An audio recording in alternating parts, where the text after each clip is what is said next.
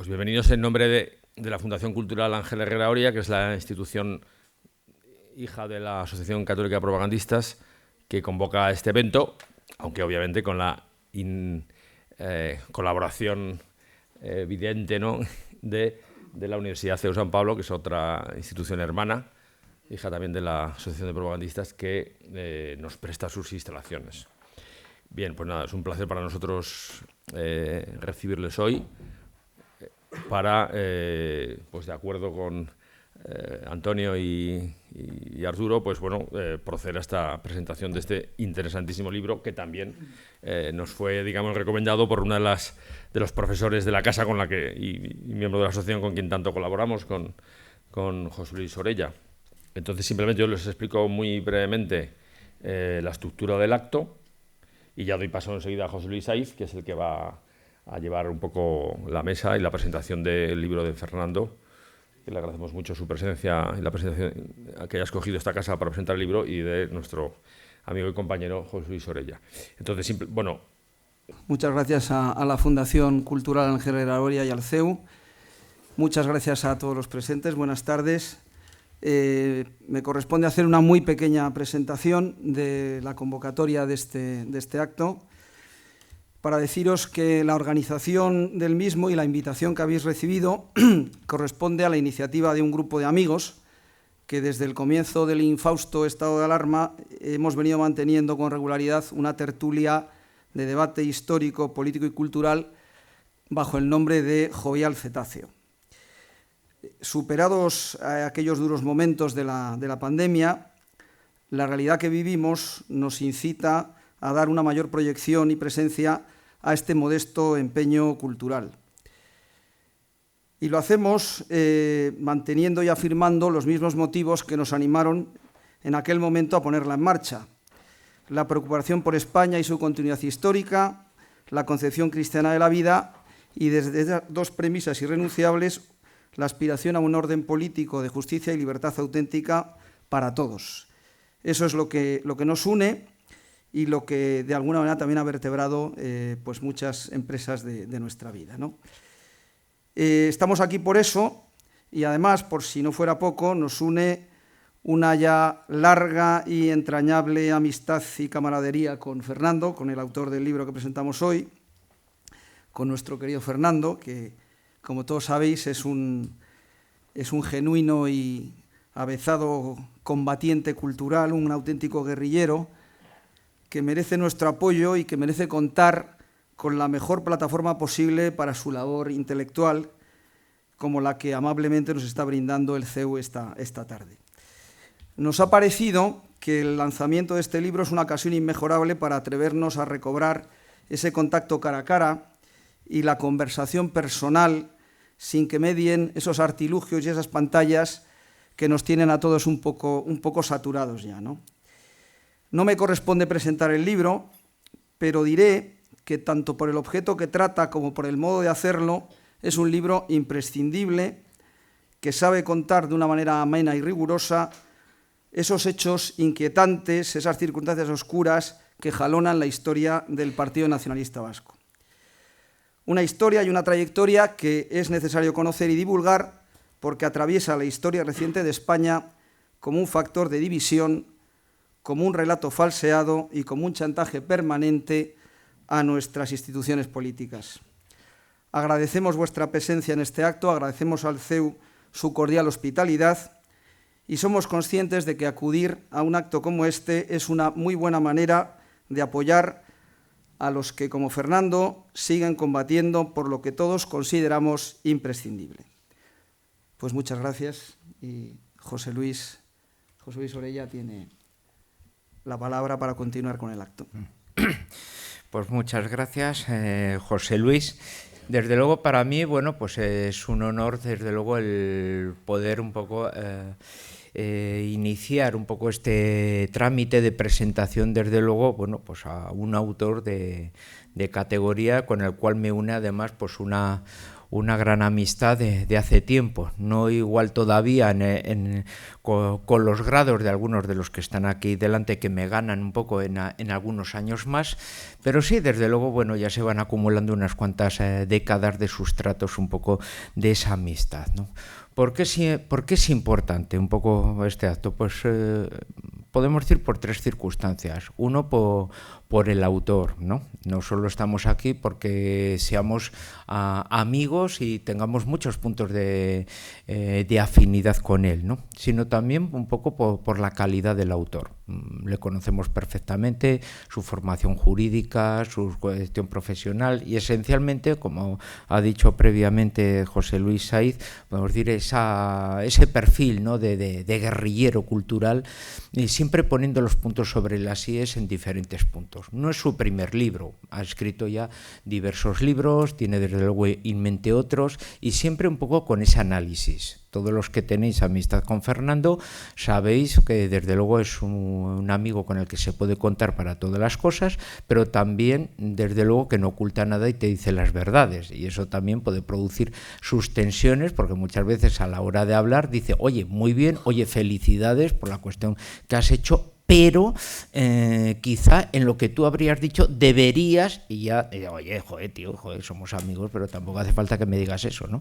Entonces podemos decir, tiene una mente analítica, no se calla nada, analiza muy bien las cosas y las sabe expresar muy bien, ¿no? Y entonces, por lo tanto, diversos libros que podéis igual haber visto, y sobre todo estos temas, la verdad es que sabe analizarlos muy bien, ver cuáles son las circunstancias, leer entre líneas y luego presentar, llegar a los objetivos, llegar a las consecuencias, ¿no? Tiene una mente analítica pues muy grande, la acompaña desde luego pues bueno, pues un nivel cultural desde luego alto, y desde luego bueno, pues tiene esa capacidad de análisis que otras personas pues quizá pues la puedan tener, pero curiosamente con Fernando no te aburres, o sea, sabe escribirlo bien, y entonces bueno, pues tiene un nivel que ayuda y por lo tanto bueno, se disfruta, y no es como algunos compañeros de mi gremio, que es un poco uno de nuestros fallos, escribimos verdaderos ladrillos que suelen ser de una gran ayuda cuando se te rompe algún mueble en casa, y por lo tanto bueno, pues son libritos que se pueden leer, que se pueden regalar, y no de otros, digo, bueno, cuando llegue el verano, pues bueno, ya veré si me dejan tiempo en la playa, si bueno, de momento pues está aquí ocupando un sitio y luego ya veré cuándo pues puedo leer estas 800 o 900 páginas. No es el caso, ¿no? Entonces podemos decir es sustancia pura, dura, y además que se lee muy bien un poco en ese aspecto. Así que por tanto, bueno, pues el perfil, como vemos, no es de un autor más, no es una circunstancia. Si por alguna casualidad no conociéramos a Fernando, pues desde luego diría, hombre, pues mira, qué bien que esté en esta presentación, porque he descubierto desde luego a una persona que analiza temas de actualidad verdaderamente. El segundo aspecto, desde luego, sería el sujeto por el cual estamos aquí, que es el Partido Nacionalista Vasco, ¿no? Un tema difícil de tratar, un tema desde luego que bueno, que tanto a nivel interno como a nivel externo, bueno, pues tiene sus peculiaridades, ¿no? O sea, cuando he estado de viaje, pues por ejemplo, en Chile, y vas con tus temas, pues muchas veces por la importancia de la comunidad vasca de allí, dice, oye, déjate de historias y habla algo de tema vasco de ahí, o del terrorismo, del nacional, y la mayoría además con una visión muy idealizada, muy positiva del tema precisamente nacionalista vasco, sin ser ellos nacionalistas, pero gente igual de tercera o cuarta generación, les ves con sus icurriñas, con sus no sé cuántos, que luego yo, pues bueno, he procurado meter el dedo en eso y decía, pero si tú de vasco no tienes nada, si tú en realidad de donde procedes eres del norte de Baztán o lo que sea, eres precisamente de Navarra, y por lo tanto, mira, no tenemos nada que ver con los castellanos de la costa, que son precisamente con los que tú estás, resulta, llevando ese tipo de amistades, ¿no? Bueno, pues al final acabábamos igual, pues en fin, ¿no? Devolviéndonos las tarjetas que nos habíamos cambiado previamente, ¿no? Y así, pero bueno. Entonces, bueno, como vemos, es un tema interesante, un tema que se ha sabido vender muy bien a nivel internacional. Tenemos bastantes historias oficiales del PNV, pero historias desde luego que tenían un componente, no tanto de proporcionar unos datos que sí, pero esencialmente de crear una imagen positiva, agradable a uno de los protagonistas un poco de la transición, y a los cuales casi pues había que darle las gracias, bueno, pues por haber sido uno de los protagonistas de la transición democrática. Y por lo tanto siempre, pues como se ha visto, bueno, pues todas las visiones que se tiene del nacionalismo vasco siempre han sido amables, tanto en su historia como posteriormente en la evolución. Bueno, pero es un partido más bien de centro derecha, moderado, tibio, no tiene nada que ver con otras cuestiones, etcétera, ¿no? Parecía que no se podían conculcar, señalar, incidir ciertos aspectos que podían romper ese aura positiva que tenía el PNV, que como partido bisagra, pues bueno, luego lo ha sabido aprovechar muy bien, ¿no? Casi pues muchas veces te encuentras con personas desde luego de otras zonas que dicen, ojalá tuviéramos un partido como el PNV en mi región, porque desde luego ese sí que sabe conseguir cosas y no sé qué, y desde luego nosotros no estaremos en las circunstancias que estamos, ¿no? O sea que ya encima todavía no solo es que tuviéramos que tener un PNV, sino 17 PNVs ya para acabar ya del todo ya pidiendo el asilo en otro país, ¿no? Y así. Quizá por eso estoy aprendiendo polaco, pero bueno, la verdad es que es muy difícil de aprender. Hay algunos que tienen esa cualidad de poder eso, los demás nos cuesta pues bastante más, ¿no? Así que espero que el Señor me alargue unas cuantas décadas más la vida para poder por lo menos mantenerme a nivel de calle y no perderme cuando voy por allí, ¿no? Entonces, como vemos, bueno, es un tema muy interesante y un tema que desde luego, bueno, pues oficialmente los libros que uno se encuentra son libros, podemos decir, muchas veces capados, señalados, con unos objetivos claramente políticos para crear muy buena imagen, y por lo tanto era necesario desde algunas versiones, desde luego más realistas, que muchas veces puntualicen, subrayen, etcétera, bueno, lo que es la realidad de la historia, ¿no? Que como desde luego nadie es perfecto, muchas veces pues a mis alumnos les digo que desde luego personas perfectas, desde luego casi solamente ha habido el compositor Mozart, y era inaguantable, ¿no? Porque nadie habla bien de él excepto de sus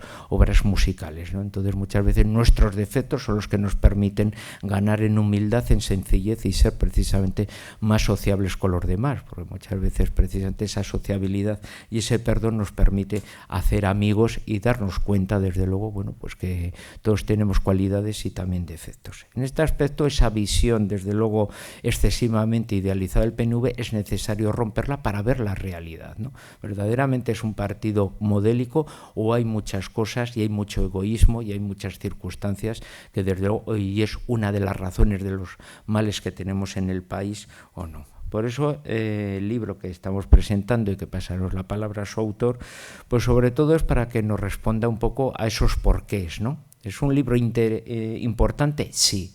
¿Por qué? Porque desde luego nos desentraña muchos aspectos para que nos ayude a entender verdaderamente, como una radiografía, verdaderamente qué es el nacionalismo vasco.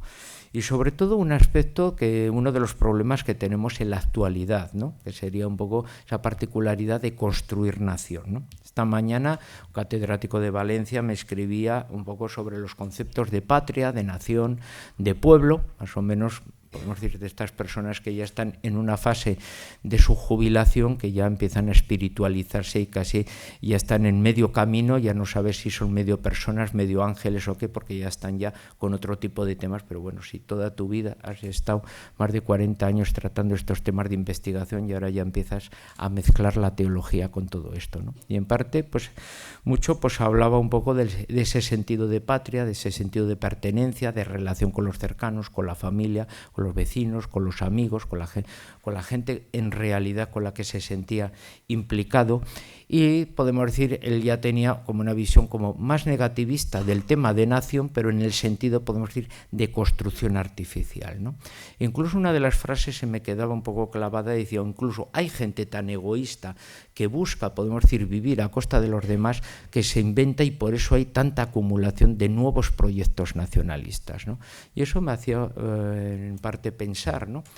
Porque claro, sí que es cierto que con algunos libros como el del Mar Negro, así de Tusquets, pues hablaba precisamente un antropólogo inglés, como le ofrecían dinero a algunas comunidades de decir, oye, a ver si nos podéis dar unas ciertas identidades de tipo lingüístico, cultural, porque gracias a vuestra Unión Europea, pues bueno, obtenemos unas subvenciones, unos resaltos y lógicamente las autoridades locales de aquí casi vamos a vivir de gorra gracias a esas subvenciones, ¿no? O sea, un poco la búsqueda de la construcción. Pues muchas veces por nuestra formación, cuando, bueno, sobre todo especialmente cuando lo veo por mi gremio como historiador y nos hablan, no, es que claro, tenemos una identidad nacional, rápidamente lo que hacemos es, bueno, pues dime tu historia, ¿no? Y claro, muchas veces te encuentras con algunos países que están escribiendo todavía la primera hoja de una introducción. Dice, caramba, pues cuando tenemos una historia de España que dice, no, España no existía, dice, bueno, pues claro, ya tenemos un equívoco, y es que incluso cuando Cristóbal Colón llega a América, descubre una tierra, le llama la española, resulta que se equivocó. Le tenía que haber llamado la castellana porque España todavía no existía. Dice, joder, pues claro, debía ser un viajero en el tiempo y el pobre Cristóbal Colón se equivocó cuando llegó a América, ¿no? Entonces, como vemos, bueno, hay muchas peculiaridades, muchos interrogantes, y yo creo que el libro de Fernando Vaquero en ese aspecto nos puede ayudar un poco con todo ese tipo de preguntas. Y esencialmente, bueno, pues nos ayuda un poco este libro a hacernos, pues en parte, esas preguntas. Primero, bueno, pues ¿qué es el PNV? ¿Qué es lo que proyecta? ¿Qué es su proyecto? ¿Qué es lo que pretende? Si verdaderamente está reivindicando algo del pasado o está construyendo un proyecto nuevo, como se está realizando en muchos de los países. Por no descubrir el libro, porque desde luego no se lo pienso descubrir para que ustedes lo puedan comprar, pues si nos vamos, por ejemplo, a los proyectos catalanes, el mismo Jordi Pujol decía lo que nuestra principal labor es construir la nación, los cimientos de una nación. Entonces me estás diciendo que la nación no existía, te estás inventando una. Lógicamente, tú no necesitas crear un concepto nuevo de nación cuando la nación existe y estás luchando por su liberación. Por lo tanto, lo único que me estás diciendo es que estás creando una identidad, pues como puedes estar creando por la identidad, por ejemplo, de Israel. Somos todos los supervivientes de todos los judíos de todo el mundo, nos juntamos, creamos nuestra identidad nacional, restauramos esa idea de Israel, pero estamos creando una nueva comunidad con un nuevo nacimiento y todos tenemos una ilusión, un proyecto de futuro, ¿no? Ahí sería otro tipo de países que podríamos ir y señalarlos, como pasó con países africanos o de otro tipo. O sea, son proyectos de futuro, no reivindicaciones del pasado. En ese aspecto, claro, vemos que muchas veces esos proyectos de nación están rompiendo ideas o conceptos como podemos tener, como el de España, que muchas veces nos cuesta muchísimo defender, ¿no? O sea, lo que intento irme un poco, y ya es casi la última idea antes de pasarle al autor, pues muchas veces uno de los principales problemas es que cuando vamos, por ejemplo, a Centro Europa, a países de estos que llevan 30 años de independencia y plena soberanía, ellos tienen una visión de concepto nacional muy ligada al romanticismo. Somos una cultura, tenemos una lengua y ya no se puede decir somos una raza. Y por lo tanto ya podemos decir, eso ya les da un protagonismo. Cuando vienen a España, ¿cómo planteamos nosotros que desde luego casi desde el siglo V somos una comunidad nacional con pluralidades lingüísticas, desde luego con unas gran pluralidades, pero que somos una comunidad formada desde luego de una manera bastante distinta, porque desde luego no hemos nacido en el siglo XIX, no hemos nacido en plena época del romanticismo, podemos decir un poco con ese tipo de cualidades diferentes y distintas, ¿no? Somos una de las naciones más antiguas, lógicamente con ese tipo de pluralidades. Cuando a un lituano, a un estonio, a un eslovaco, pues le hablas que en España se dice, bueno, pero en todos los catalanes si tienen una lengua deben ser una nación, si los vascos tienen una lengua deben ser otra nación.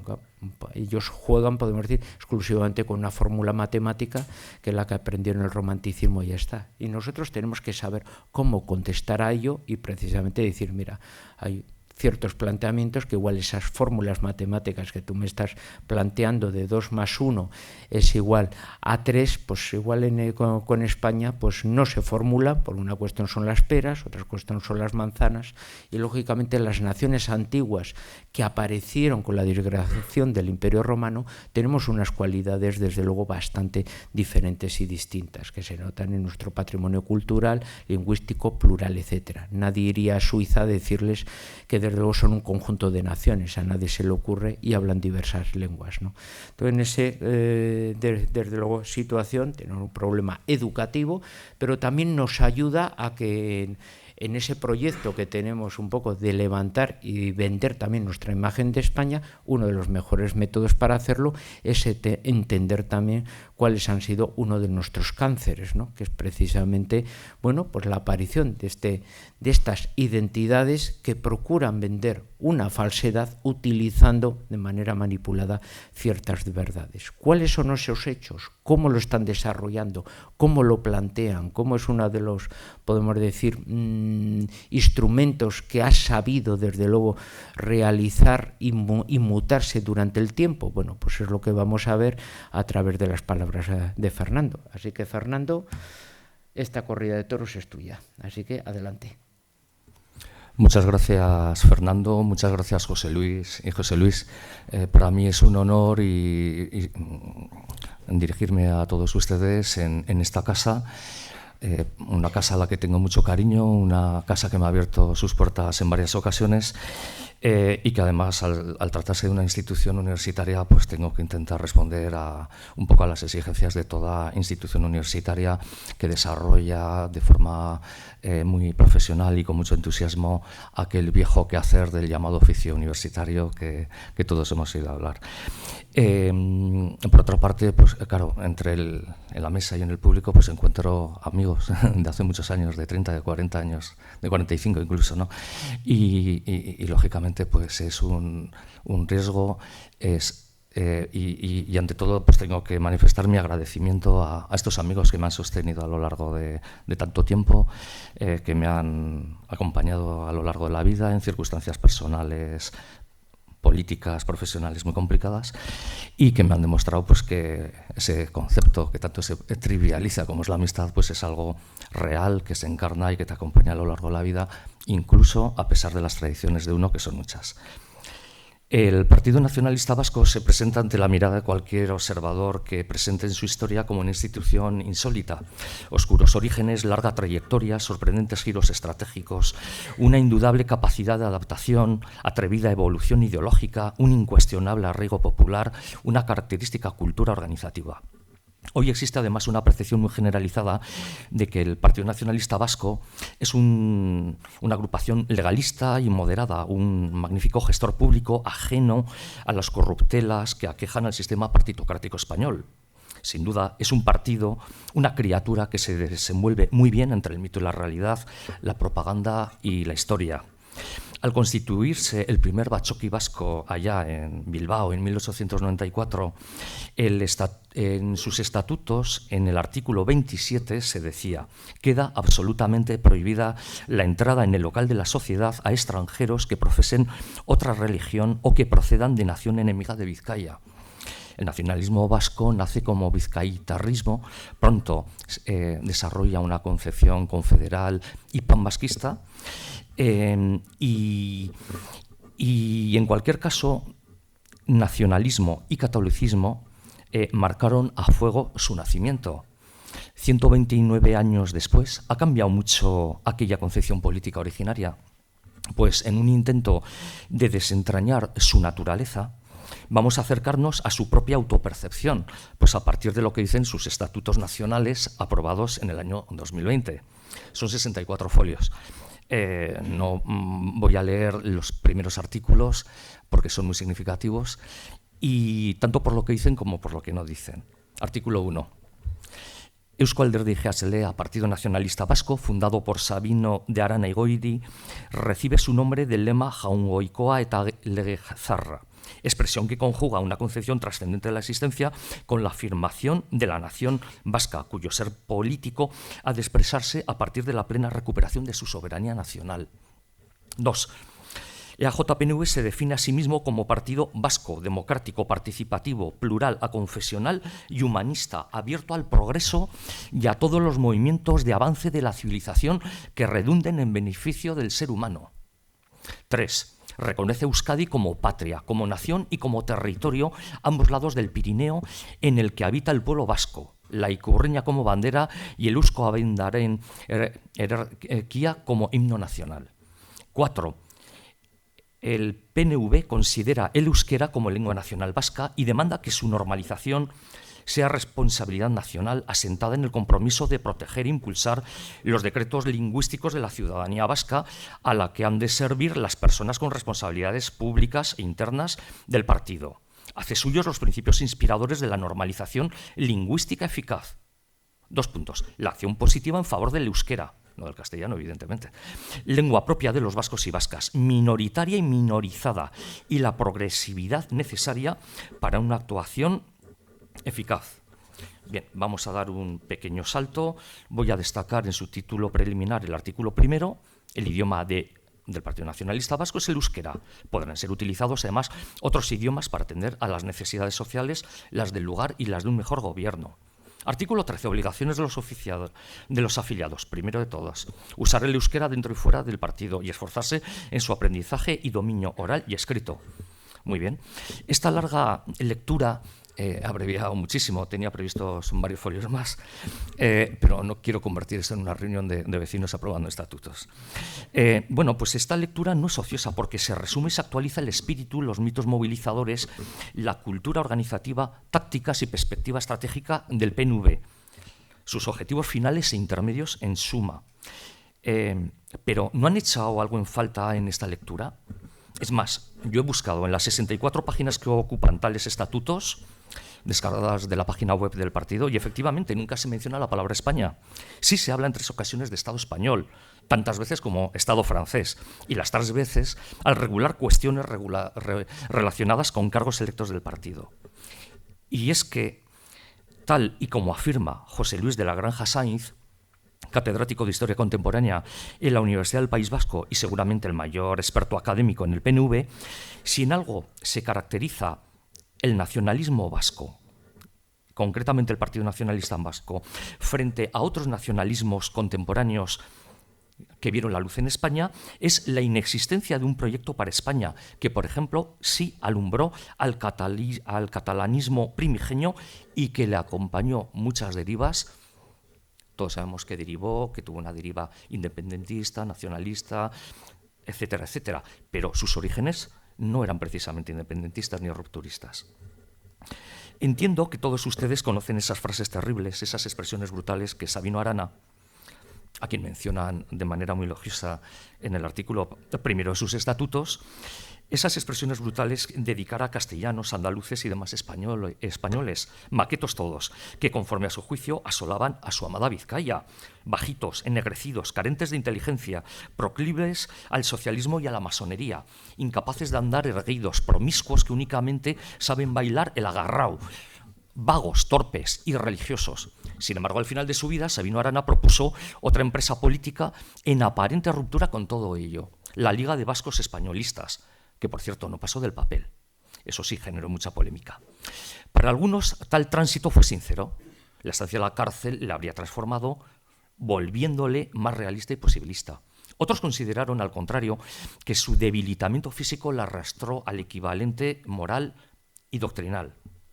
Vayamos a los datos objetivos. Entre los papeles de Sabino Arana que su viuda vendió al PNV, figura una doble hoja con algo de texto inacabado y nunca publicado hasta 1979, en que lo dio a conocer el historiador Javier Corcuera. Dice así: he creído llegado el momento oportuno de simular una retirada en toda regla para engrosar nuestras filas, combatir a mansalva y trabajar secretamente nuestra orientación al norte. Instantáneamente se me ha presentado esta idea como seguramente salvadora, caso de llevarse a la práctica. Nuestro triunfo se me ofrece seguro y próximo. La independencia de Euskadi bajo la protección de Inglaterra será un hecho en día no lejano. Este movimiento parece defensa, no, es de ataque. El enemigo no podrá concebirlo, así que el plan comience a realizarse. Quedará engañado, Pocos hombres de Estado podrán comprenderlo, conociendo al Partido Nacionalista. Es fenómeno que no se ha registrado en la historia de los partidos.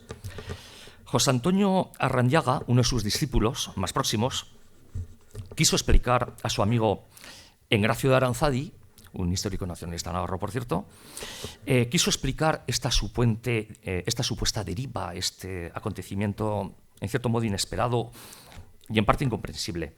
Y le explicaba de esta manera la intencionalidad del maestro. Para ello se vale don Sabino de un programa titulado, al menos por ahora, vasco-españolista.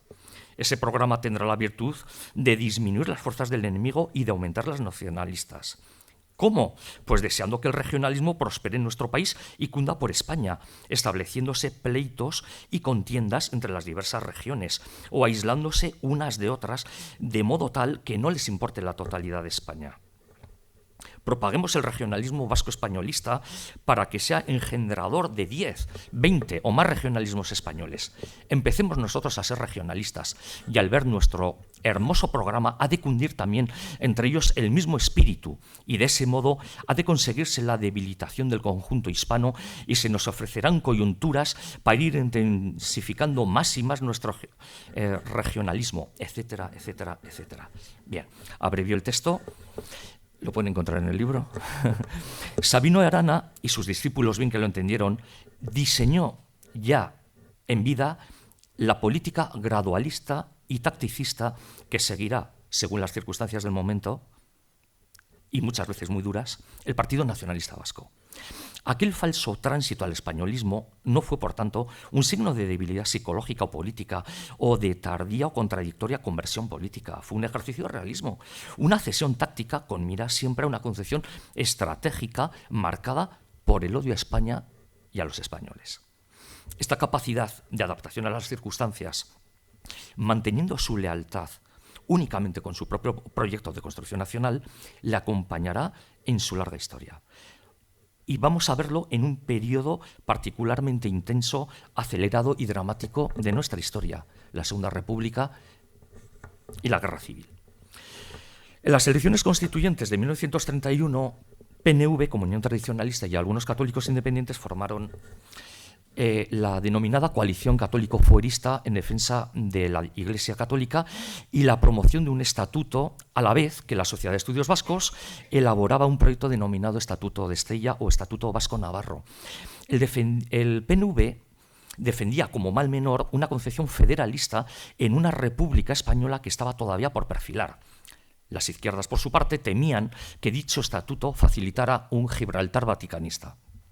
Finalmente, la Constitución de 9 de diciembre de 1931 estableció una vía autonomista que no federalista. En esta nueva situación es elaborado un nuevo proyecto estatutario reuniéndose los municipios vascos y navarros en Pamplona el 19 de junio de 1932. Y el estatuto fue aprobado solo en las provincias vasco-navarras, no en Navarra. A partir de aquel fracaso, el PNV optaría por una vía que podría calificarse en cierto modo, tal vez con una perspectiva, digamos, más posmoderna de los espacios políticos, como de centro. Así, en las elecciones de 1933, el PNV consiguió en solitario 11 escaños de un total de 473. En las de 1936 se presentará también al margen del Frente Popular y del Frente Contrarrevolucionario de la derecha, obteniendo 9 escaños, al que se le sumó el socialcristiano José María Lasarte.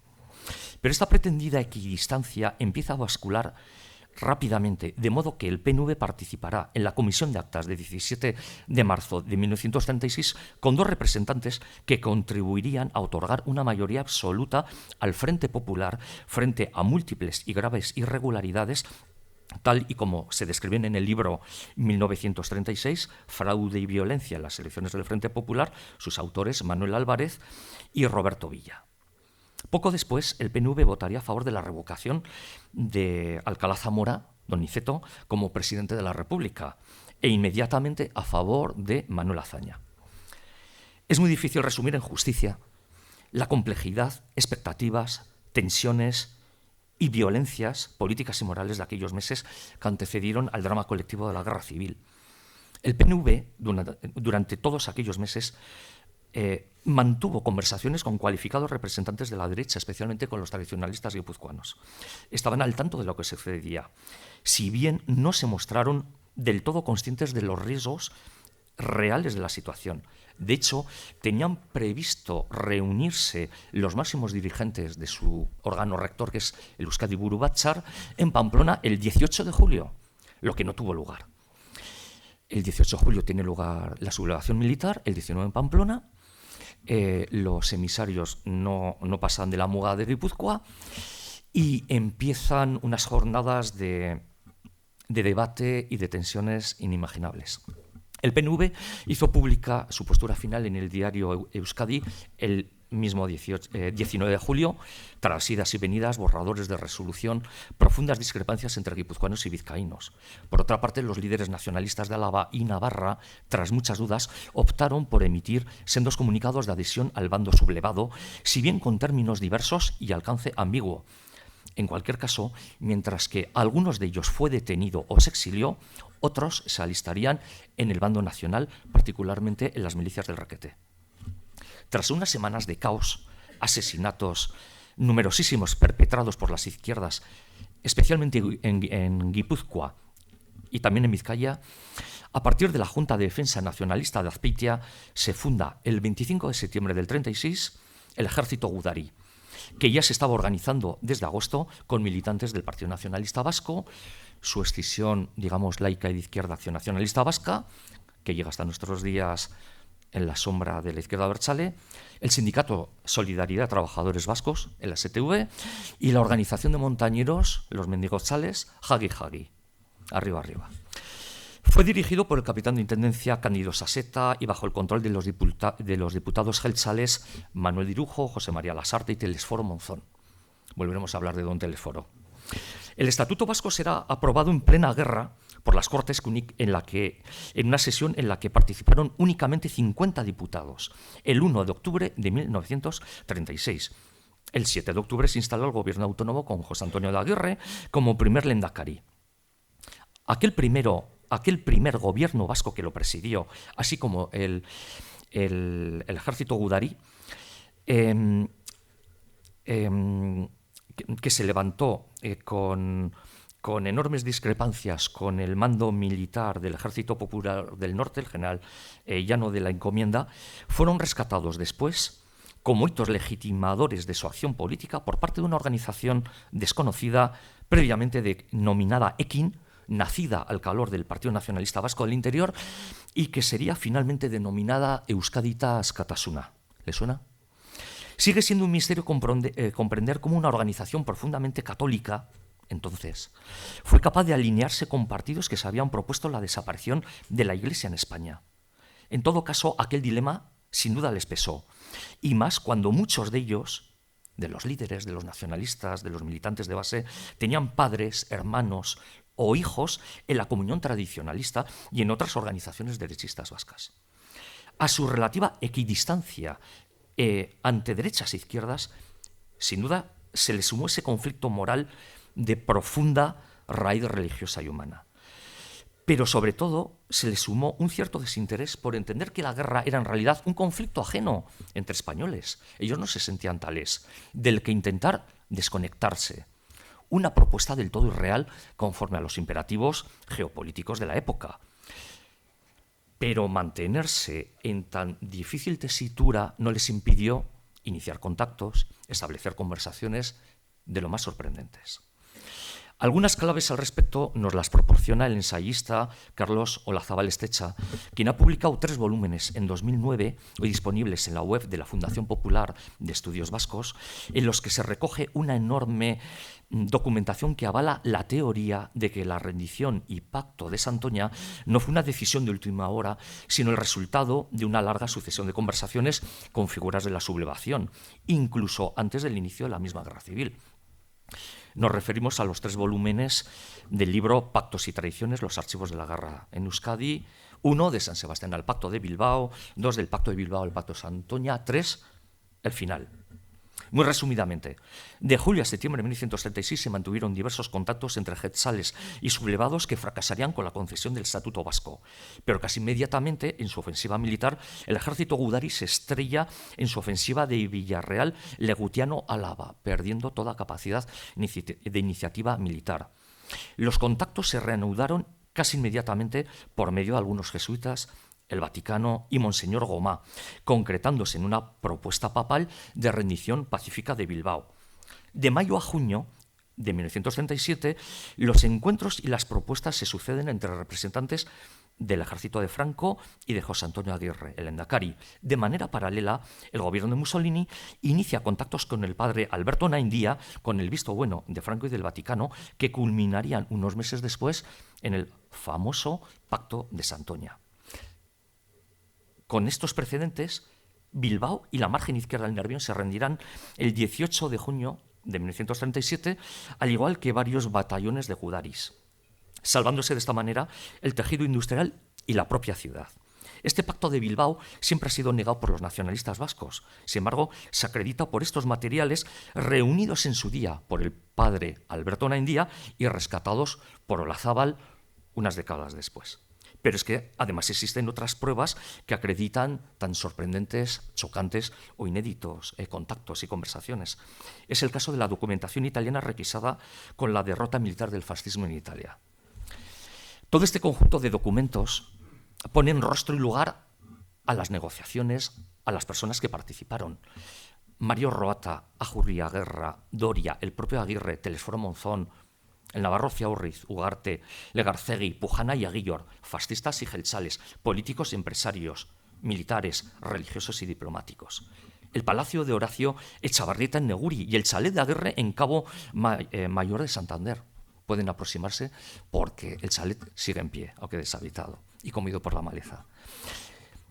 Finalmente se fijaría para la rendición del ejército gudari, lo que devendría en un verdadero caos, el día 24 de agosto de 1937 a las 24 horas.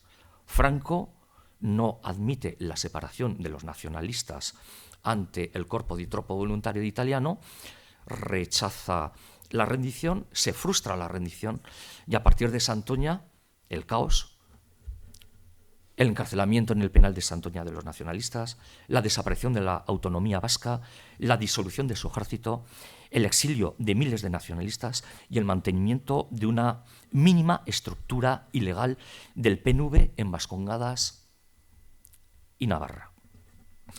El inicio de la Segunda Guerra Mundial también fue dramático para el PNV. De entrada, los alemanes ocuparon la oficina del gobierno vasco en París en 1940 y de la documentación requisada se derivó la desarticulación de una importante red de agentes nacionalistas especializada en el cruce ilegal de la frontera vasco-española. El resultado fue, entre otros, el fusilamiento de su máximo responsable, Luis Álava, casi 3 años después, el 6 de mayo de 1943.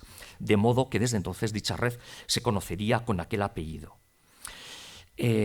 Esta circunstancia contribuyó a elevar a categoría de mito una supuesta resistencia nacionalista masiva y heroica, tanto en España frente al franquismo como en España contra los nazis. Lo mínimo que podemos afirmar es que la represión sufrida por los nacionalistas, que existió, que fue real, que cobró un importante tributo de sangre y de dolor, fue inferior a la de republicanos de izquierda, socialistas, comunistas, anarquistas y también nacionalistas catalanes. Es más, a partir de 1940, los contactos con la Wehrmacht y las SS, como fuerzas militares de ocupación de la Francia, no fueron irrelevantes y siguen causando curiosidad y controversias todavía hoy. Este mismo jueves, la 2 volvió a emitir el documental de 2012, una esvástica sobre el Bidasoa. Dirigido por Alfonso Andrés y Javier Barajas, se parte de un film alemán de 1944 titulado In Lade der Basken, en tierra de los vascos. De esta manera, el gran público empieza a tener un cierto conocimiento de que tuvieron lugar sorprendentes interacciones con los nazis por parte de algunos destacados miembros del PNV y de otros nacionalistas vasco-franceses. Desde el PNV se intenta justificar, y en el mismo documental pueden recogerlo al final, se intenta justificar y explicar tales comportamientos como iniciativas personales o desde la explicación de que un pueblo debe hacer lo que sea para sobrevivir. Sin embargo, serían medios afines a la izquierda abertzale los que desvelaron ya en 1977 tan peligrosos o cuestionados contactos. Fue Chertoa, en un evidente intento de marcar distancias con el PNV y de desconstruir su ideología burguesa, la editorial que publicó El nacionalismo vasco en el exilio de Emilio López Adán, en el que se hablaba abiertamente de todo ello. Un texto que, por cierto, Chalaparta sigue distribuyendo, por algo será. Ha sido este mismo año de 2022 cuando un largo artículo del periodista Joan Esculies, publicado en La Vanguardia, revelaba que en el contexto de la Segunda Guerra Mundial, entre otros, un informe de 8 de julio de 1941, elaborado por MA 217, alias Cano, agente del Servicio de Contraespionaje francés en Madrid, reflejaba que el Partido Nacionalista Vasco mantuvo sucesivos contactos con los nazis. Dicho documento fue fotografiado por el escritor Xavier Juncosa en el archivo del Service Historique de la Défense de Vicence. Forma parte de las 1.400 páginas de su trabajo El contraespionaje francés en Barcelona entre 1943 y 1945. De todo ello se deduce que los contactos tuvieron lugar en 3 fases. A finales de 1940 y hasta julio del 41, Berlín ordena que se favorezcan las tendencias separatistas en Francia. No prosperó en parte por la actitud contraria del entonces allí responsable, el teniente coronel Count von Finkenstein. Entre diciembre de 1942 y 1943, los agentes del PNV pensaron aprovechar de una parte y de otra la situación, ofreciéndose a cambio del apoyo para la creación de una región autónoma que comprendiera las provincias vascas españolas, los Bajos Pirineos y algunos territorios adyacentes, una zona que se convertiría en futuro en la República Vasca. Contactaron a tal fin con el comandante en jefe de las tropas alemanas del sector, quien no mostró interés. Por ello se dirigieron a Werner Best. Al parecer, los nazis reclamaron una relación de enemigos políticos a los que arrestar, de iniciarse una guerrilla, un maquis en la zona. No tuvo lugar aquello, y los nacionalistas en cualquier caso no elaboraron la lista y no la entregaron, y se desactivaron parte de los contactos. Sin embargo, Werner Best, que es un personaje crucial de la Oficina de Asuntos Raciales de las SS, será quien encargue la elaboración del citado film de carácter antropológico Inlade der Basken, que se editaría y se emitiría ya en 1944. El tercer intento tuvo lugar a raíz del desembarco aliado de Normandía, verano del 44, al considerar el mando alemán la posibilidad de resistir en las montañas existentes entre la costa y la frontera española. Los nacionalistas se dirigieron a un oficial encargado de asuntos políticos para organizar la vida civil de la futura zona autónoma con el pretexto de influir en la población civil en favor de los alemanes y crear una situación de transición y de entrega del territorio al ejército aliado, para que no hubiera desmanes, para que no hubiera represalias, para que no hubiera inútiles derramamientos de sangre. Los dirigentes nacionalistas consideraron que la derrota de Alemania acarrearía la caída de Franco, creándose una situación transitoria de cuyo orden público se encargarían inicialmente los militares alemanes, pero la rapidísima retirada alemana interrumpió las conversaciones. Un caso muy particular, muy interesante, fue en este contexto de aceleración histórica, de sufrimiento, de dolor, de persecución política, de terrorismo, a todos los niveles, fue el del propio lehendakari José Antonio Aguirre. Es una figura particularmente mitificada por propios y ajenos, considerado como un modelo de cristiano ejemplar, nacionalista sacrificado, político humanista, muerto joven. En los primeros meses de 1941 atravesó en tren la Francia ocupada y Bélgica. visitó Berlín, donde anotó en su diario, custodiado en la biblioteca del Congreso de los Estados Unidos, pues comentarios muy elogiosos a diversas políticas sociales del nacionalsocialismo. Meses después, tras volver a recorrer parte de Alemania, Francia y embarcar en el Mediterráneo camino en un mercante de Estados Unidos, se pondrá al servicio de los norteamericanos. De modo que lo que quedaba en el exterior, especialmente en la América hispánica, lo que quedaba del Servicio Vasco de Inteligencia, trabajaría para el FBI y para el HOS recién creado por Franklin Delano Roosevelt.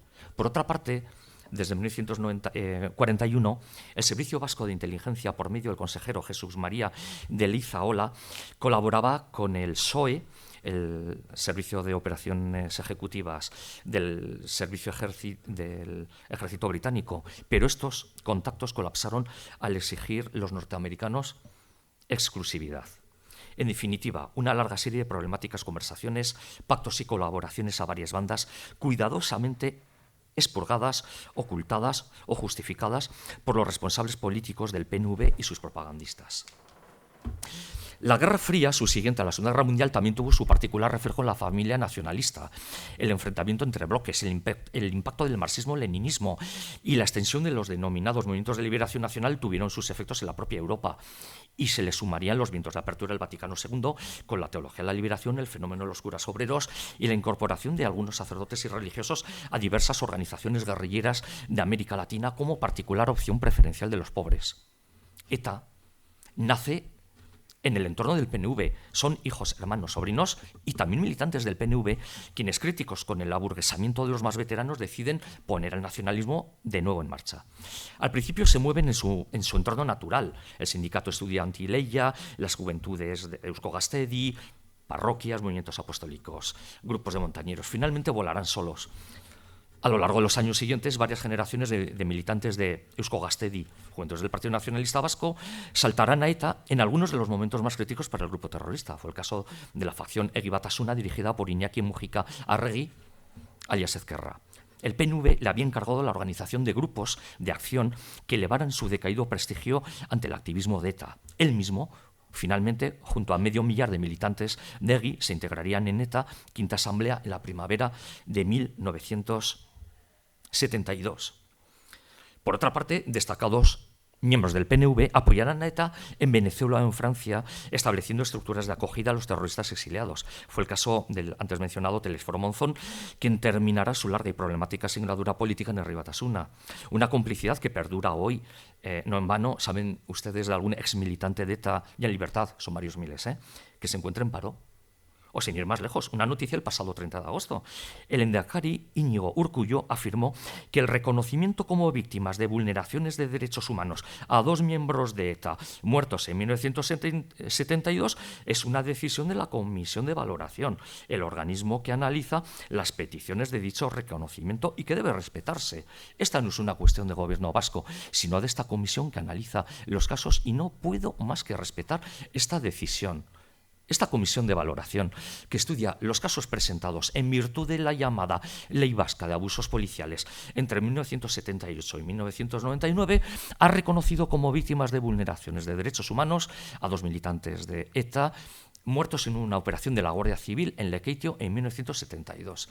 La versión oficial de su muerte hacía referencia a un enfrentamiento con agentes del cuerpo, pero la comisión de valoración consideró que fueron muertes compatibles con una ejecución arbitraria o extrajudicial y compatibles a su vez con las vulneraciones de derechos humanos recogidas en el artículo 2 de la citada ley.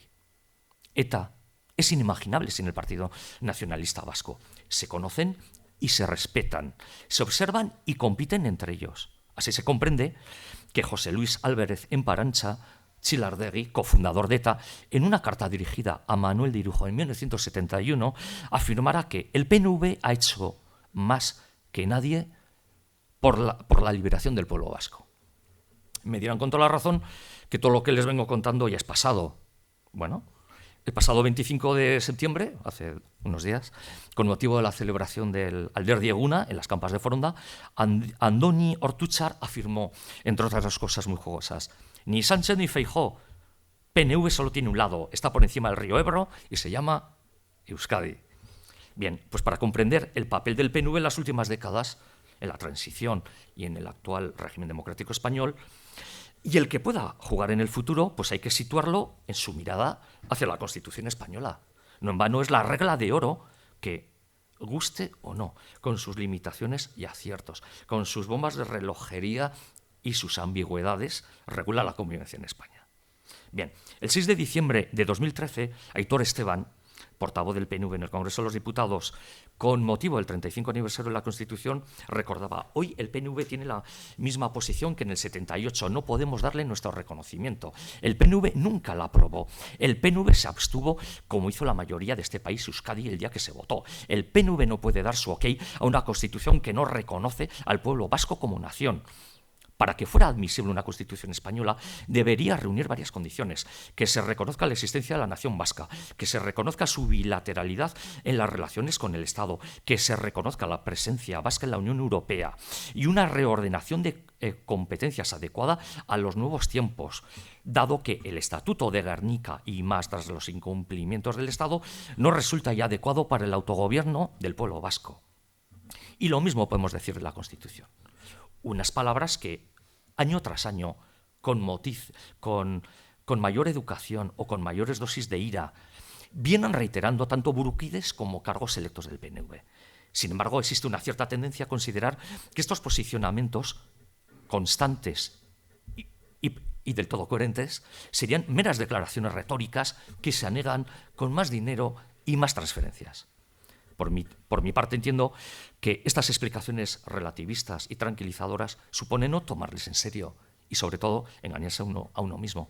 Efectivamente, el PNV no aprobó la Constitución, pues promulgó la abstención en el último momento, a pesar de voces como, por ejemplo, mi paisano Manuel Irujo, que dijo: tenemos que apoyarla porque nunca habíamos soñado que podíamos conseguir tales cuotas de autonomía de autogobierno. Bueno, pues se optó por la abstención. Y no solo eso, a lo largo de los años, y en muchas ocasiones, han compartido juicio, asedio, trinchera y cortejo con sus hijuelos de la izquierda abertzale.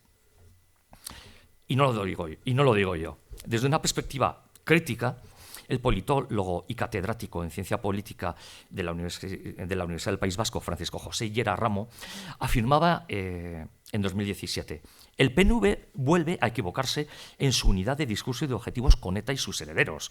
Cuando pidió la abstención en el referéndum del 78, lo hizo después de haber rechazado la discusión e inclusión del derecho de autodeterminación difundido por Euskadiko Ezkerra, por no haber sido tratado en plano de igualdad con los nacionalistas catalanes en la ponencia constitucional y para diferenciarse, sin enfrentarse a ETA, de las posiciones del conglomerado de los actores emergentes de la izquierda abertzale, a pesar de haber logrado incluir la disposición adicional primera que reconoce los derechos históricos. Pero lo hizo también pensando en reforzar la posición de chantaje del nacionalismo en la inmediata discusión y negociación estatutaria. Pero pese a presentarse durante décadas como un interlocutor cualificado con el gobierno central o como aliado imprescindible para la gobernabilidad del Estado, son tantas las declaraciones, maniobras, planes, ponencias de autogobierno, propuestas, desaires, amagos de los líderes del Partido Nacionalista Vasco que lo han conseguido. Han logrado aburrir, agotar o confundir a la inmensa mayoría de la sociedad española. Pero no han cambiado, porque siguen esperando su oportunidad. Tampoco el fracaso del Plan Ibarretxe les ha hecho cambiar de objetivos finales. Modularon su discurso y sacaron conclusiones. Por ello, en la actualidad, su táctica es la de una construcción nacional vasca de hecho. Más competencias, más acuerdos de colaboración entre Euskadi y Navarra, reducción de la presencia estatal central hasta lo anecdótico de construcción de toda presencia española, más euskera, cultivo de relaciones clientelares, cambio cultural y desde tales bases, un día desconectarse de España sin traumas y resistencias. En el desarrollo de buena parte de tales tácticas coinciden mayormente con sus cada vez más alejados hijos de la izquierda abertzale. Ha sucedido muchas veces. Ya lo hicieron con una respuesta conjunta frente al espíritu de Ermoa, con la excusa de presuntos ataques al autogobierno vasco. Y su capacidad de ideación y de ofensiva política, ideológica y jurídica es inagotable. Han vuelto a sacar la cuestión foral. Nación foral, confederación foral, plena reintegración foral. No se cansan, pero objetivamente tampoco se mueven. A lo largo de toda esta evolución me dirán, ¿pero dónde queda su impronta católica? El PNV nació católico integrista, conforme a los términos que se emplean hoy en ciencia política y sociología.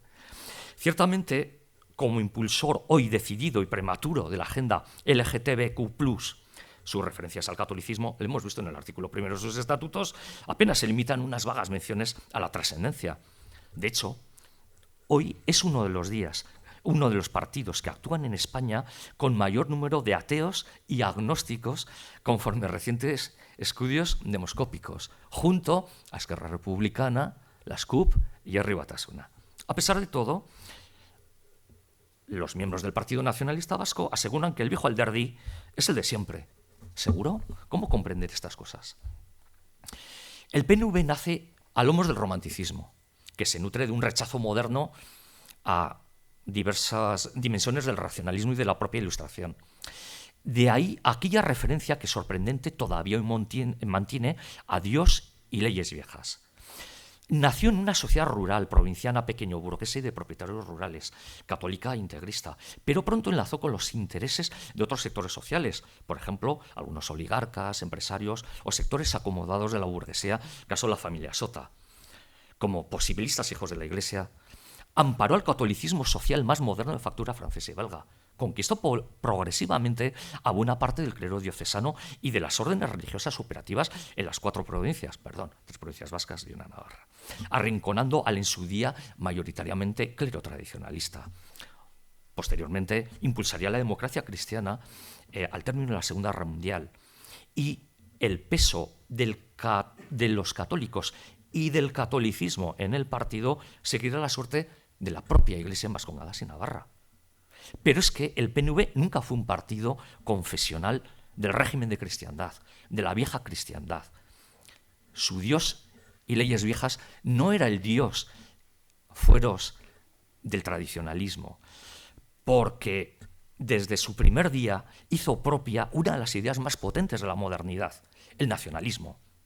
Por una parte, disolvente de cualquier idea, principio o valor tradicional, pero aglutinador, voluntarista y movilizador. Y esta es la fuerza del PNV. Constructor y guardián del mito movilizador, oráculo del pueblo vasco, guardián de las esencias, comunidad orgánica, pueblo en marcha, movimiento social, sindicato de intereses y estructura estatal. A lo largo de esta, me temo, larga exposición, y de manera intencionada hemos pasado de genéricas reflexiones políticas a datos históricos o al campo de la elaboración cultural o incluso de la sociología religiosa. No en vano, el PNV es mucho más que un partido al uso. Si bien la posmodernidad, en la que aparentemente se ha instalado cómodamente, pues también le está causando algunos estragos. Por ejemplo, han sido varios autores de línea Abertzale nuevamente quienes han desmontado los mitos del PNV, la honradez y buena gestión propia del carácter vasco y la manera vasca de hacer las cosas. Voy a omitir varios títulos editados por editoriales de la izquierda abertzale en las que se narran una veintena de tramas de carácter de corrupción en Vizcaya, en la Diputación Foral de Vizcaya, especialmente en Álava, determinados ayuntamientos, en mi tierra, en Osakidecha, bueno, incluso en la sobrevaloración de los menús de los comedores escolares en Vizcaya durante varios años. O la falsificación de los yacimientos arqueológicos en Iruña o Velella, uno de los mayores escándalos arqueológicos de las últimas décadas, no en España, en el mundo. Otro dato preocupante, tanto en Euskadi como en Navarra, es el acusado de declive demográfico.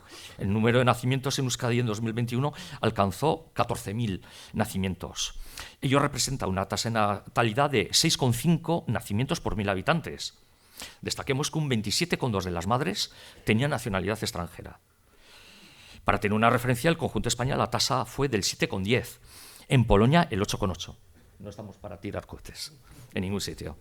Respecto a la implantación del euskera, los resultados no son alentadores. Tengo aquí unos cuantos datos, no los voy a reproducir porque lo que vienen a decir diversos estudios es que el euskera está perdiendo terreno en la vida cotidiana, que ha aumentado su empleo en la administración pública, en la universidad pública, en algunas comarcas del interior de Guipúzcoa, en la Barranca de Navarra y poquito más. Más de la mitad de los estudiantes en Ikastolas o en modelo de la escuela pública o concertada, que es el modelo de inmersión vasco, más de la mitad cuando pasan a la adolescencia y primera juventud dejan el euskera y dejan de utilizarlo aunque lo conozca. Ha aumentado mucho el número de euskaldunes que lo conocen, pero no de euskoparlantes en la vida cotidiana. ¿Cuál ha sido la respuesta este mismo verano en la Federación de Ikastolas? Vamos a imponer el modelo que nos parece más adecuado, que es el modelo de inmersión total, el modelo catalán. Bien, otro dato que a lo mejor les sorprenderá, bueno, pues a partir de este otoño, quien quiera ser profesor de autoescuela en Euskadi o director de una autoescuela tiene que estudiar y superar las pruebas en euskera, aunque se sabe que el 95% de los estudiantes que tramitan el carnet de conducir en Vascongadas lo hace en castellano, pero eso el Departamento de Educación del Gobierno vasco, consciente de que el futuro de la construcción nacional se juega en el euskera, pues evidentemente le da igual y le han dado una vuelta más a la tuerca. El modelo económico vasco también da algunas muestras de agotamiento. Un dato, los madrileños ganan ya al mes más de 300 euros de la media que vascos. Podría dar otros indicadores económicos. Y luego otro factor, bueno, pues que en el horizonte electoral inmediato, que de julio de 2024, que es cuando tengan lugar las elecciones autonómicas vascas, una posibilidad es que el Partido Nacionalista Vasco sea relevado del gobierno por una coalición de la izquierda abertzale, Partido Socialista y Podemos, que es el escenario por el que buena parte de estos actores políticos vienen apostando en los últimos meses.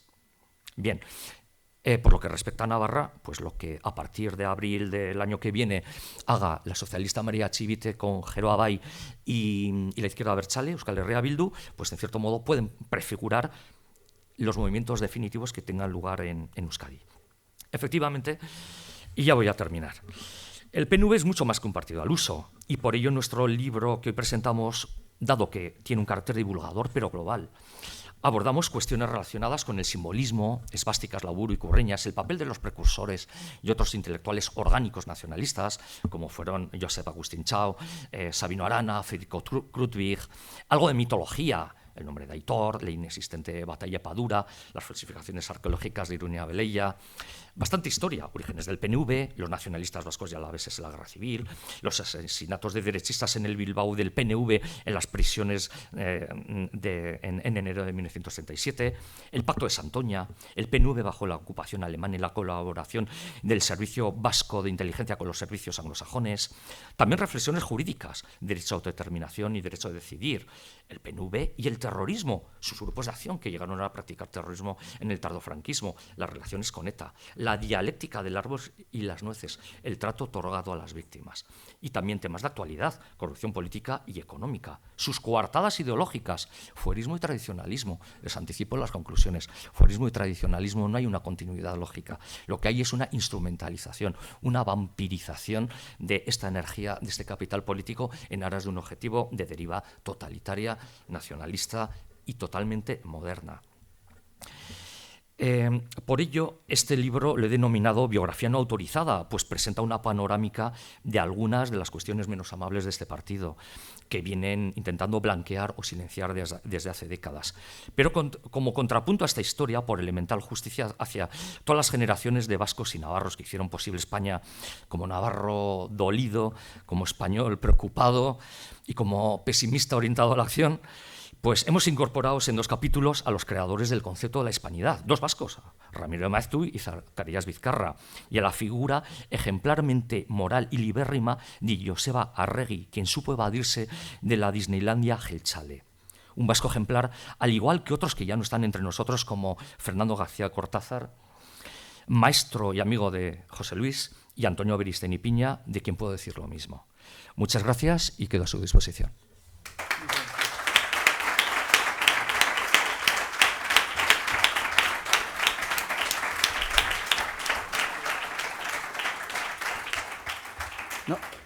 No sé si tenemos tiempo para coloquio. Bueno, ha sido apabullante, con lo cual vamos a pedir brevedad tanto en las cuestiones como en las respuestas, por favor. Si podéis acercar por ahí los micrófonos.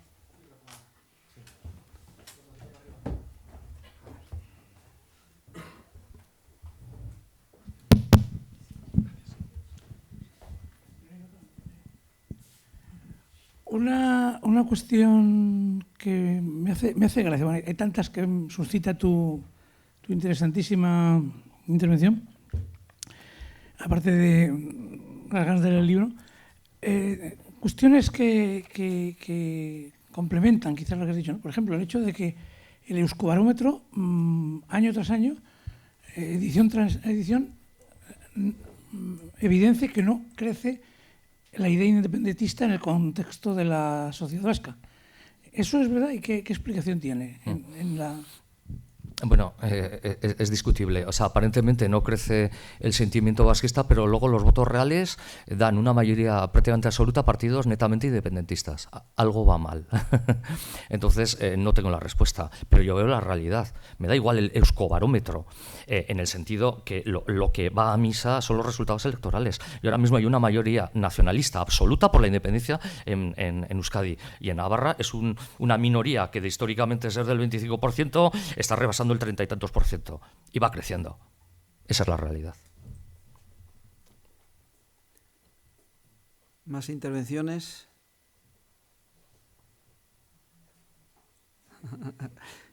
Os habéis quedado, estáis todavía metabolizando toda esta información. Preguntas para un ratito. ¿No es posible que una parte de los votantes del Partido Nacionalista Vasco proceda de gente que vota al Partido Nacionalista Vasco no por ideología, sino por interés, por buscar la tranquilidad, por buscar ese teórico gobierno, pero que en su foro interno no sea independentista, no sea separatista? Sí, con toda seguridad. Es decir, la pérdida de electores del centro-derecha, incluso de sectores moderados del socialismo vasco, evidentemente no se explican solo por defunción de sus votantes, que también es un porcentaje importante. Lógicamente hay una acomodación. O sea, vivir en el País Vasco y en Navarra durante todas estas décadas no ha sido fácil. Entonces, lógicamente, la inmensa mayoría de la gente busca acomodar. No te metas en política, que se metan los políticos. Oye, no vayas de loco por la vida, que te van a romper los dientes, que tienes familia, piénsalo. Lógicamente, el vivir a contracorriente ha sido muy duro. Sigue siendo duro, porque, por si no lo saben ustedes, la izquierda abertzale disidente sigue agrediendo gente. Sigue habiendo ataques a locales de partidos políticos, sigue habiendo señalamientos. En Euskadi y en Navarra se sigue sin hablar con libertad. Podemos hablar incluso de experiencias personales y muy recientes. Entonces, lógicamente que hay un sector de la población vasca que se ha acomodado, unos por interés, otros porque quieren vivir en paz, otros porque la vida manda. Evidentemente, eso forma parte de la naturaleza del ser humano y del desarrollo de las sociedades. Pero claro, de ahí que en ese estado de ánimo pueda retomar una iniciativa política que dé un vuelco a la situación es francamente complicado. No olvidemos también otro factor, los efectos de la globalización, ¿no? La globalización, evidentemente, también está golpeando el nacionalismo vasco. Eso se refleja en la debilidad del euskera, ¿no? Pues porque los efectos de la globalización a nivel de idioma, a nivel de viajes, a nivel de arraigo, a nivel de atomización de la familia, a nivel de disolución de las comunidades naturales y de las comunidades políticas, siempre que sean comunidades y no sean otra cosa, pues está teniendo unos efectos realmente muy importantes, ¿no? Entonces, evidentemente hay una, digamos, el discurso oficial es crecientemente, mayoritariamente nacionalista. Digamos, la experiencia, la perspectiva española se está disolviendo. No se respira España en muchos territorios, en muchos espacios de convivencia, de la política, del trabajo, de la vida social, en el País Vasco y en Navarra, por supuesto, y entonces eso genera movimientos en varias direcciones: el discurso institucional, el discurso propagandístico, el de los medios de comunicación, el de la hegemonía cultural, el del intelectual orgánico, ¿no? Eso se hace vida, se hace realidad, y evidentemente pues la inmensa mayoría de la gente en el País Vasco no creo que estén, no sé, que no todo el mundo tenga los niveles de ideologización de los miembros, de los militantes de la izquierda abertzale. Claro que hay una conciencia muy politizada, mucho más que en otras comunidades españolas, evidentemente, pero lógicamente hay tensiones, hay fuerzas centrífugas y centrípetas, y entonces el nacionalismo vasco está realmente en una situación compleja. O sea, aparentemente tienen más opciones que nunca de triunfo, pero el declive demográfico, la sustitución demográfica, los signos de agotamiento del estado del bienestar, pues eso quiere decir que las cosas no van a seguir indefinidamente así. Tampoco parece que la Unión Europea vaya a permitir una secesión a corto plazo. Hay que ser realistas. Entonces el nacionalismo vasco vive con angustia el que no puedan llegar a culminar su construcción nacional estatal, su independencia, por agotamiento humano. O sea, porque realmente es una sociedad con unas contradicciones, no voy a hablar de declive, pero sí con unas contradicciones muy, muy, muy fuertes.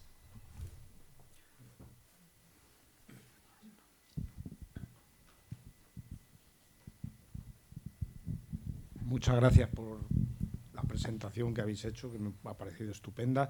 Y pregunta tú, como gran conocedor del mundo independentista, ¿hasta qué punto crees que se podría dar otra eclosión de un mayor grado de violencia? La violencia sabemos que existe allí, pero un mayor grado de violencia como la que ha sufrido el País Vasco y España a través de la ETA, que puede ser, la ETA puede ser otra cosa que se le parezca. Sí, efectivamente, a lo mejor algunos de ustedes, bueno, seguramente bastantes, vamos, sé de algunas personas que están al corriente, existe una disidencia en la izquierda abertzale de carácter muy radical. Se viene escenificando desde hace varios años, ha habido enfrentamientos incluso físicos, ellos mismos se denominan movimiento socialista o izquierda abertzale proletaria, son varios miles de personas, y siguiendo un poco esa tradición de radicalización han practicado kale borroka, han agredido a algún funcionario de prisiones, algún policía, algún político, han ocupado gaztetxes, han tenido que ser desalojados, bueno, en fin, con mucha contundencia. Y entonces es una cultura que agrupa a varios miles de jóvenes con diversas siglas, GKS, ATA, Consello Socialista, Italia para las feministas, etcétera, etcétera. Y entonces tienen unos enormes debates. En su momento se incorporaron a la crítica, digamos, de que Herri Batas Sortu estaba desvitalizando el proyecto revolucionario proletario vasco, se estaban aburguesando, se estaba renunciando al capital político alcanzado por tantos años de lucha. Cuando hablan de lucha se refiere lógicamente a lucha armada, a terrorismo, a institucional, a todos los ámbitos de la existencia, ¿no? Y entonces, al principio estaba muy presente, digamos, esa especie de impulso de testosterónico, cañero, vamos a emular a nuestros gudaris, a nuestros tal, pero en los últimos meses lo que se observa es que su principal debate ahora mismo es constituir un partido comunista con carácter científico. Es decir, digamos, los sectores más proclives a la radicalización, a un retorno a la lucha armada, son pocos, están más bien localizados, están incluso neutralizados, porque los intereses del movimiento socialista abertzale disidente y de la propia izquierda abertzale entienden que los cauces deben ir por otro lado. Vamos a ver, ETA nace en una época en la que había movimientos de liberación nacional, guerrillas, grupos terroristas también en Europa y muy potentes. Ahora estamos en un escenario totalmente distinto. Ellos quieren jugar otras bazas, depende del tipo de organización que tengan. Yo desde luego no lo creo, lo que no quiere decir que no haya coletazos de violencia y bueno, luego si queréis os cuento algunas experiencias.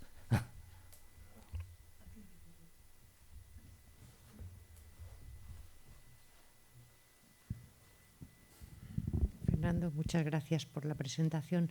Me gustaría hacer porque no tenemos en cuenta o normalmente no tenemos información de cómo está actuando el PNV y ese movimiento independentista en la parte del norte de Pirineos, o sea, en Francia, puesto que siempre ha sido bastante más frenada por el propio Estado francés pero no nos llega qué está pasando en la parte francesa, en lo que es ese sentimiento independentista y el movimiento del PNV o de las fuerzas abertzales.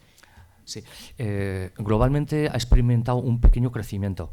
O sea, si históricamente, me refiero a los últimos 30 años, los concejales o representantes comunales de Iparralde, porque claro, allá están divididos al igual que en España. Está Euskal Alkartasuna, está PNV, está la izquierda abertzale. Entonces han llegado a presentar 3 y hasta 4 listas alternativas, ¿no? Se presentan en una docena de ayuntamientos e históricamente lo normal era tener entre 8, 10, 12 concejales en tu Iparralde, lo que podía ser una representatividad del 2, el 3, el 4%. Han crecido un poquito, se han integrado con Mélenchon, con el Frente de Izquierdas, con la Francia Insumisa, pero por ejemplo el hijo de Josu Ternera, que se presentaba candidato por la France Insoumise en una lista abertzale por Asparren, pues bueno, no sé si conocen ustedes Asparren, yo lo conozco bastante, y un lugar más euskaldun y más vasquista pocos, pues no ha salido elegido. Entonces, coyunturalmente sí que están teniendo un pequeño crecimiento, no equivalente al que están experimentando en España, pero en ningún momento llegan a tener cargos directivos de los Pirineos Atlánticos, de estos distritos integrados actualmente en Nueva Aquitania. Realmente son pocos. En todo Iparralde apenas son 2.000 los estudiantes en Ikastola. En Navarra y País Vasco serán, ¿qué?, 300.000. Entonces, realmente las condiciones objetivas y subjetivas son muy distintas. Pocos estudiantes de euskera, fragmentación política, peso tradicional en Iparralde concretamente, en el interior de los partidos de la derecha, digamos, liberal, y en la zona de costa, de las izquierdas de carácter más bien republicano. Entonces, avanzan muy poquito, pero nunca van a llegar, es imposible, porque además el sur de Iparralde, Bayona, incluso la propia Hendaya, cada vez van más parisinos a jubilarse, españoles, etcétera. Entonces realmente el sustrato humano étnico en el sentido cultural, no racial, cada vez es más pequeño. Los esfuerzos son enormes para revitalizar, para mantener, en ocasiones dan pues, muestras de vitalidad numérica, etcétera, importante, pero yo no lo veo preocupante. O sea, son fenómenos en absoluto comparables.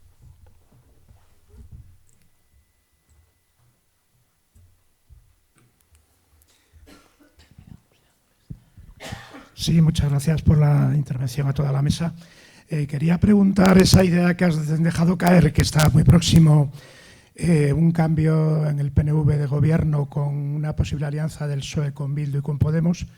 Es decir, ¿qué panorama se plantearía en el País Vasco? Porque el PSOE se plantea esta posibilidad cuando en realidad está gobernando con el PNV y aquella zona parece que está un poco más tranquila y que este nuevo pacto, en fin, podría provocar otra vez un mayor incendio o encender ese fuego. Está un poquito apagado en este momento. Sí, vamos a ver, no lo digo yo. O sea, si usted lee el portal Garanais, son propuestas de Arnaldo Otegi constantes en sus manifestaciones, en sus congresos, etcétera. Ha habido líderes de Podemos especialmente y algunos del Partido Socialista proclives a la opción.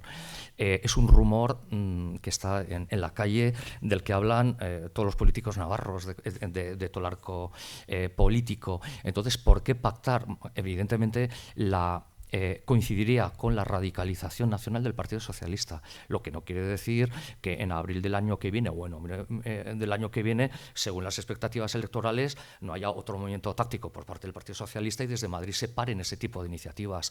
Hace 6 años el Partido Socialista desde Madrid dijo no a una coalición de socialistas con nacionalistas en Navarra. Supuso dimisiones. Mucha gente del Partido Socialista se fue, etcétera, y se atrasó, pero luego al cabo de 4 años ese veto desde Madrid ya no tuvo lugar. Entonces María Chivite sigue jugando con la reedición de un pentapartido, un cuatripartito, y el equivalente en Vascongadas es un gobierno de progreso frente a un partido burgués, como lo presentan al Partido Nacionalista Vasco.